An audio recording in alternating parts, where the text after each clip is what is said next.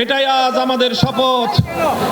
আমরা আমাদের জুলাই বিপ্লব সহ 15 বছরের ফ্যাসিবাদ বিরোধী সংগ্রামের অন্যতম সহযোদ্ধা বাংলাদেশ জাতীয়তাবাদী দল বিএনপি নেতৃবৃন্দের কাছে সবিনয়ে আবেদন করতে চাই, আহ্বান জানাতে চাই, ফ্যাসিবাদের বিরুদ্ধে লড়াই করে বাংলাদেশ স্বাধীনতা অর্জন করেছে।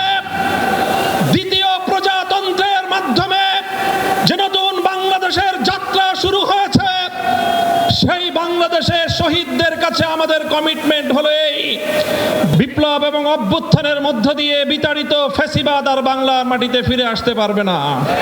23শে জুন ঐতিহাসিক পলাশী দিবস, যেদিন বিশ্বাসঘাতকতা এবং গাদ্দারির মাধ্যমে বাংলার চির উন্নত স্বাধীন নবাব সিরাজউদ্দৌলার কাছ থেকে বাংলার ক্ষমতার মসনদ কেড়ে নিয়েছিল লর্ড ক্লাইভের দল।